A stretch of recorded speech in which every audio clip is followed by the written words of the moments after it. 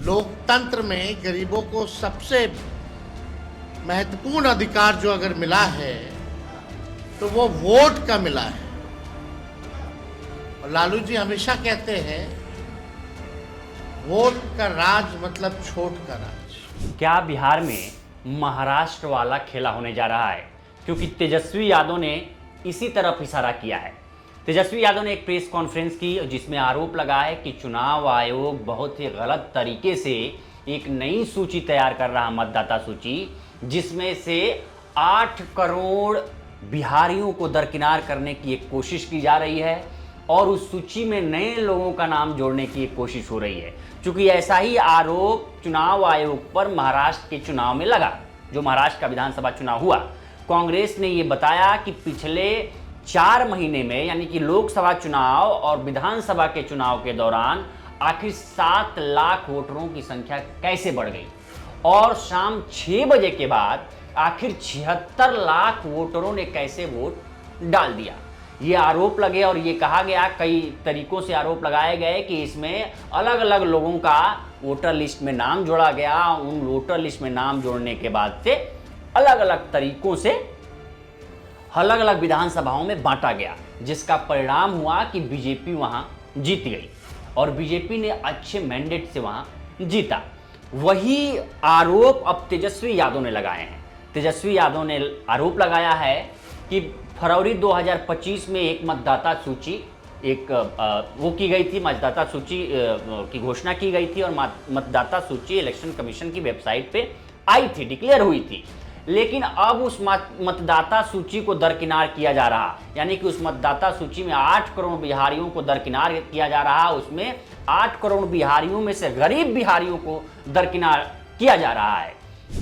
अब पूरे 8 करोड़ बिहारियों का वोटर लिस्ट जो है उसको साइड कर दिया गया है। अब नए सिरे से जो है वोटर्स बनाए जाएंगे। अब ये साफ तौर पे सवाल उठता है कि ठीक चुनाव से 2 महीने पहले आप ये काम क्यों कर रहे हैं? तेजस्वी यादव ने यह कहा है कि इलेक्शन कमीशन ये कोशिश कर रहा है कि कैसे गरीब लोगों का वोट काटा जाए, कैसे गरीबों के अधिकारों को वोट से छीना जाए। क्योंकि जो कागजात, जो दस्तावेज मांगे जा रहे हैं इलेक्शन कमीशन की तरफ से वोटर लिस्ट बनाने के लिए, उसमें उसके माता पिता का पंजीकरण में जो है, नागरिकता पंजीकरण में उसमें नाम होना चाहिए। जो 20 से 38 वर्ष के उम्र के हैं, यानी 4 करोड़ से अधिक लोग, इन्हें अपने पिता या माता का नागरिकता साबित करना पड़ेगा, दस्तावेज प्रस्तुत करना पड़ेगा। यानी माता पिता का बर्थ सर्टिफिकेट भी आपको ला करके देना पड़ेगा, तब जाकर के आप वोटर बनिएगा। तीनों समूह का रिपीट कर दें। पहला समूह देखो भाई, 4 करोड़ 76 लाख लोगों को 3 समूह में बांटा जा सकता है। यानी पहला समूह लगभग 4% लोग जो 39 से 40 वर्ष की आयु के हैं, इन्हें अपनी नागरिकता के दस्तावेज प्रस्तुत करने हैं। दूसरा समूह लगभग 85% लोग जो 20 से 38 वर्ष के उम्र के हैं, यानी 4 करोड़ से अधिक, इन्हें अपने माता पिता की नागरिकता को साबित करना पड़ेगा। तो उन्होंने आरोप लगाया है कि सोचिए कि अभी मौजूदा वक्त में 73% बिहार बाढ़ की चपेट में है। लोग अपने जीवन और मरण से लड़ रहे हैं, अस्तित्व की लड़ाई लड़ रहे हैं। तो कौन व्यक्ति होगा जो उन पंजीकरण में, नागरिकता पंजीकरण का दस्तावेज ढूंढ के लेके आएगा? चुनाव आयोग नहीं जानता कि ये मानसून का समय है बिहार में? हाँ बताइए, बिहार का कुल 73% इलाका जो है बाढ़ से हम लोग परेशान रहते हैं, यानी क्षेत्र प्रभावित रहता है। 73% सवाल उठेगा कि लोग अपना जान माल बचाएगा कि चुनाव आयोग को कागज ढूंढ ढूंढ करके लोग देगा। ये सवाल पैदा होता है। कई नदियां में पानी जो है बहुत तेजी से बढ़ रहा है, कई जगह अलर्ट किया गया है, और इस मानसून के समय क्या लोगों के पास इतना समय है कि चुनाव आयोग को अपना कागज देगा? क्योंकि ये हुआ था कि आधार से लिंक किया जाएगा, लेकिन जिसके पास आधार है वो क्यों नहीं किया जा रहा, ये सवाल उन्होंने उठाया है। और उन्होंने ये भी कहा है कि सब जानते हैं कि बिहार में बाढ़ होती है और बाढ़ की स्थिति में सारे कागजात उगजात सब बह जाते हैं। तो ये कोशिश है कि बिहारियों के अधिकारों को छीनने की एक कोशिश है केंद्र सरकार द्वारा और नीतीश कुमार द्वारा। नीतीश कुमार इसमें कंधे से कंधा मिलाकर बीजेपी का साथ दे रहे हैं ताकि गरीबों का वोट छीन सके। यानी लोकतंत्र में गरीबों को सबसे महत्वपूर्ण अधिकार जो अगर मिला है तो वो वोट का मिला है। और लालू जी हमेशा कहते हैं वोट का राज मतलब छोट का राज, और उस अधिकार को भाजपा और नीतीश जी, जो वंचित शोषित, जो back bencher of the society जो है, जो समाज के अंतिम पैदान पे खड़ा व्यक्ति या समाज परिवार है, उसके अधिकार को ये लोग छीनना चाहते हैं। उन्होंने कहा है कि जो फरवरी में लिस्ट आई थी उस लिस्ट पे मतदाता सूची पे उस मतदाता सूची को बनाने के लिए 2 साल लग गए। अब आप कह रहे हैं कि हम गहरा पुनर्निरीक्षण करेंगे, तो आप 25 दिन में कैसे मतदाता सूची तैयार कर लेंगे?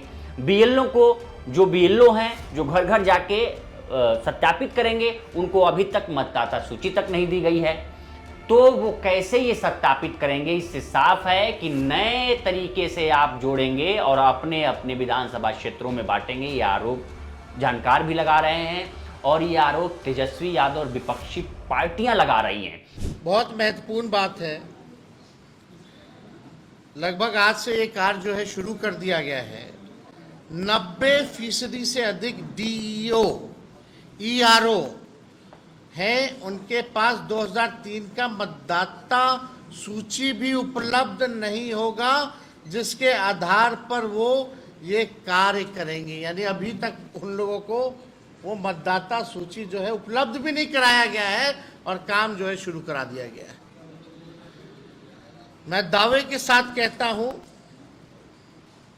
और कह रहा हूं कि इन लोगों को कोई उपलब्ध मतदाता सूची नहीं कराई गई है। क्योंकि यही आरोप, सेम आरोप लगा है महाराष्ट्र के चुनाव में।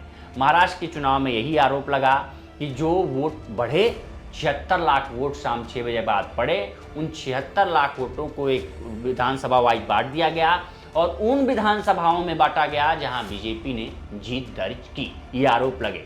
हालांकि इस आरोपों पर सुप्रीम कोर्ट में अगर मामला पहुंचेगा तो कांग्रेस अपना पक्ष रखेगी। कांग्रेस यही मांग रही है कि आखिर महाराष्ट्र का जो मतदाता सूची है, चुनाव आयोग उसको उपलब्ध क्यों नहीं करा रहा, ताकि वो सत्यापित कर सकें कि जो सूची में नाम है वास्तव में वो आदमी है कि वहां नहीं है।